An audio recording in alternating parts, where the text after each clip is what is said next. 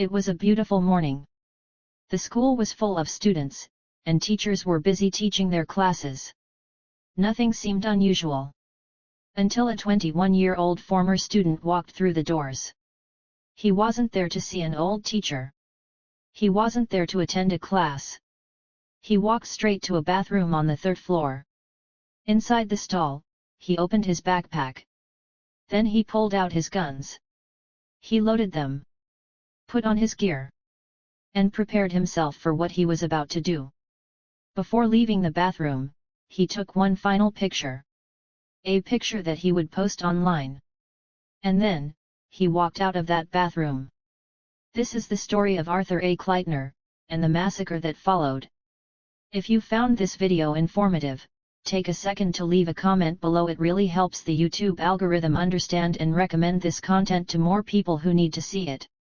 And if you want more deep dive true stories like this, make sure to subscribe so you don't miss the next one. To understand what happened that morning, we have to go back several years. Because on the surface, Arthur Achleitner didn't look like someone capable of carrying out a massacre.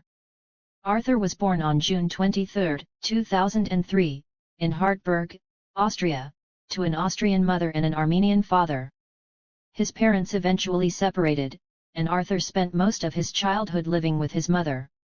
People who knew him when he was younger described him as a fairly normal, happy kid. He was particularly interested in computers and gaming. And by the time he was around 12 years old, he had already started uploading videos to YouTube. Most of them were related to video games. At one point, he was making Minecraft collaboration videos with other young creators, and he would even use his real name while appearing online. There was nothing about this early internet presence that immediately suggested where his life would eventually lead. But as Arthur got older, things began to change. In 2017, he started secondary school. He moved between several different schools over the following years before eventually attending the Borgdrie Schutzhaus in Graz. This was a school designed to prepare students for university. But Arthur struggled academically. He eventually had to repeat a year. Teachers described him as intelligent, but extremely unmotivated and lazy. And while school didn't seem to interest him much, something else increasingly did. Gaming. Arthur spent enormous amounts of time playing first-person shooters. Call of Duty, Counter-Strike, Valorant. For one of his online friends, this wasn't just a hobby anymore. Arthur had become increasingly withdrawn. He spent most of his time online and rarely interacted with people outside of that world. But even then, the people who knew him didn't describe him as openly angry. One friend who met Arthur through Valorant remembered him as extremely shy and reserved. He said Arthur had difficulty expressing his feelings, and there was another side to Arthur that made him seem almost completely ordinary. He could still be happy. He could still make friends. He could still get excited about winning. At one point, Arthur even filled in for a teammate at a Valorant tournament. His team won. And according to his friend, Arthur was incredibly happy that day. But behind this quiet online life, something much darker was beginning to develop. Arthur was becoming fascinated with something far beyond video games. He was becoming fascinated with school shootings. And eventually, that fascination would become impossible to ignore. At first, there was almost nothing to suggest what was happening. Arthur wasn't known to be part of some organized group. He wasn't constantly posting about violence. And he didn't leave behind long explanations about what he believed. In fact, most of his online presence was almost completely ordinary. But then, something changed. Arthur began developing a fascination with school shooters. And one name in particular kept appearing. Dylan Klebold. One of the two attackers responsible for the Columbine High School massacre. Over time, Arthur's interest in Klebold became more than just curiosity. He began changing the way he presented himself online. His YouTube channel had once been filled with gaming videos. The profile looked bright. The content was mostly harmless. Then Arthur wiped it. The videos disappeared. The description disappeared. Almost everything disappeared. What he left behind was a single profile picture. A photograph of Dylan Klebold. His Discord profile showed something even more disturbing. A photograph taken after the Columbine massacre, showing Klebold's body inside the school. And suddenly, the question wasn't whether Arthur knew about previous school shootings. He clearly did. The question was, why was he identifying himself with one of the shooters? There was no clear answer. And the people who knew him personally didn't describe him as someone constantly talking about revenge. If anything, they remembered someone who barely spoke at all. Quiet. Shy. Withdrawn. And increasingly isolated. Then, in 2022, Arthur made another important decision. He dropped out of school. He was now spending more and more of his time at home, mostly online. He continued playing Minecraft and other games, but his real-world life was becoming smaller. Friends disappeared. School disappeared. And eventually, even his plans for the future began to disappear. But the most important change was still ahead. Because Arthur wasn't just becoming isolated. He was beginning to prepare himself for a life that would eventually involve weapons. There were no clear goals anymore, no visible direction, and no sense of what Arthur was building toward. But the most important change was still ahead. Because Arthur wasn't just becoming isolated, and the first place that rejected him was somewhere he had actually wanted to join. The military. That rejection marked a turning point. Not because it was dramatic on the surface, but because it quietly closed off one of the few structured paths he had considered for himself. The reason for that rejection was a psychological assessment carried out as part of the standard enlistment process. During the evaluation, concerns were raised about his mental suitability for service, particularly in relation to stress response, emotional stability, and how he might behave in high-pressure or dangerous situations. Based on those findings, the military determined that he was not fit for service. After that, Arthur drifted back into civilian life, but nothing about it felt stable anymore. He returned to school for a time, but the pattern repeated itself. He remained distant. He remained quiet. And he remained, more than anything, alone. By late 2024, even the small connections he still had began to fade. Friends online noticed he was less active. Messages went unanswered. Accounts he had used for years suddenly went silent. It wasn't a sudden disappearance. It was gradual. Like someone slowly stepping out of every room they had ever been in. And by the start of 2025, that process was complete. Arthur had left school entirely. He had no job. No daily structure. And almost no social contact outside his home. He spent most of his time in his room or in the presence of his mother, who still lived with him and continued to support him. To neighbors, nothing about the household stood out. It was quiet. Ordinary.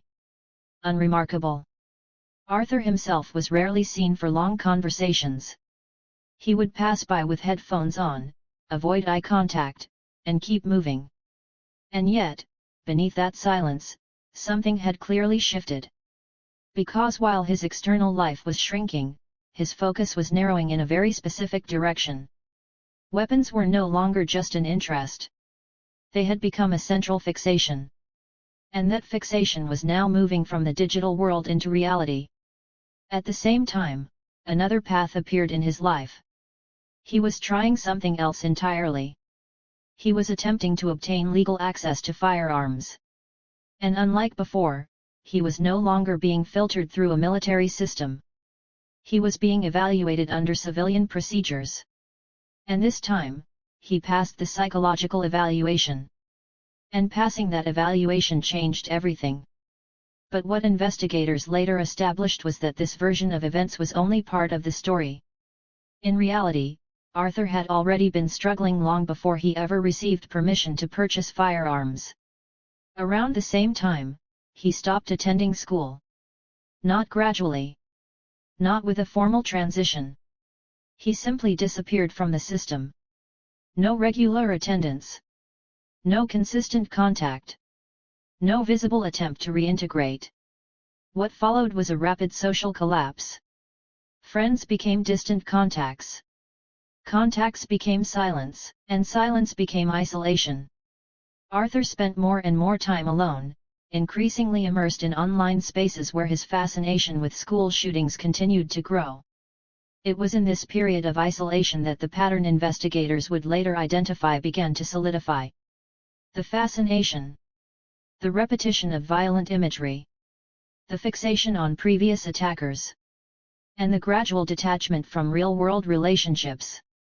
By the time he later applied for and received a firearms ownership card in April 2025, he was already living a highly isolated life. The firearm did not create the trajectory. It accelerated it. It allowed him to move from observation to access. And that's exactly what he did. Shortly after receiving the card, Arthur bought his first gun. A shotgun. He then began going to a shooting club in Graz, where he practiced with shotgun. For someone who had already developed an intense fascination with school shootings, this was a significant change. Until now, most of what investigators could see was online. The fascination. The photographs. The accounts. The obsession with previous attackers. Now, Arthur was gaining real-world experience with weapons. And he wasn't finished. In the middle of May, he purchased another firearm. A Glock handgun. Then he did something that, in hindsight, becomes particularly disturbing. He posted photographs of his new weapons online. The message accompanying the photograph was simple. Very early birthday present for myself. Just the photograph. And the weapons. But investigators would later discover that Arthur's online activity was becoming increasingly connected to the people he had already shown an obsession with. He continued interacting with material related to Dylan Klebold and other notorious school shooters. And then, toward the end of May, another piece of the puzzle appeared. Arthur created a Spotify playlist. It consisted entirely of music by KMFDM. That might sound insignificant on its own. But KMFDM had a very specific connection to the history of school shootings. The band had been associated with Columbine because it was among the music listened to by the two attackers. And Arthur knew that history. By this point, Arthur had chosen a target. And it wasn't a random school. It was the school he himself had once attended. The same school where he had struggled. The same school he had eventually left behind. Whatever his reasons were, he had decided to go back, but this time, he wouldn't be returning as a student. He was planning to return as an attacker. And by the end of May, this was no longer just an obsession. It was becoming a plan. He wasn't simply thinking about attacking. He was preparing for it. The school was familiar to him. He knew the building. He knew the classrooms. And he had apparently decided exactly where he wanted to begin. What makes this especially disturbing is that there was no obvious moment when someone around him suddenly realized what was happening. There was simply a young man becoming increasingly disconnected from everyone around him while privately preparing for something he had already decided to do. Then came June. And for the first time, Arthur appeared to know exactly when he was going to act. On June 10, 2025, he said goodbye to the people closest to him. He left written messages and recorded a video for his mother. This should have been the moment when the entire plan was exposed. Because in that video, Arthur told her exactly what he was about to do. He told her he was going to attack his old school. He said nobody had forced him to do it. And he made one thing clear, this was his own decision. But there was something missing. He didn't explain why. He didn't explain what he hoped to accomplish. He didn't explain who he blamed. And he didn't explain what he believed would happen afterward. Instead, he asked his mother to take care of his cat. Then he took his weapons and ammunition, put them into his backpack, and left home. He walked to a nearby train station. Then he took the train toward the school. And somewhere along that journey, he sent the video to his mother. She wouldn't watch it immediately. In fact, nearly 24 minutes would pass before she finally opened it. By then, Arthur was already inside the school. And this brings us back to the morning we started with. The quiet school. The hundreds of students and teachers. The 21-year-old former student walking through the entrance. And the bathroom on the third floor. Because when Arthur sat down inside that stall and began preparing himself, the attack was only minutes away. At 9:43 a.m. Arthur entered the school. Nobody looking at him from a distance would have known what was inside his backpack. He made his way upstairs. He opened his backpack. He prepared his weapons. He put on his equipment. And before leaving, he took that final photograph. Then, at around 9:57 a.m. he walked out. But this time, he wasn't walking through the school as a former student. He was carrying out the plan he had been building for weeks. He went toward a classroom on the second floor. And moments later, gunfire broke the silence. Arthur then moved toward another area of the school. A teacher named Paul Nitsch heard the sounds and stepped out to see what was happening. He saw Arthur near another classroom. The door was locked. Arthur tried to force his way through. The teacher watched from nearby, but Arthur didn't appear to notice him. Eventually, Arthur got inside.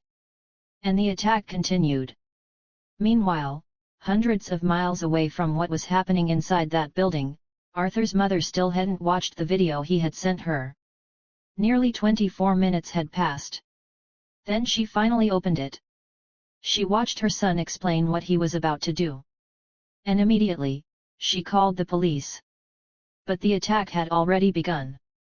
At approximately 10:06 a.m. the first emergency call came from inside the school. Police units were dispatched. Firefighters and paramedics followed.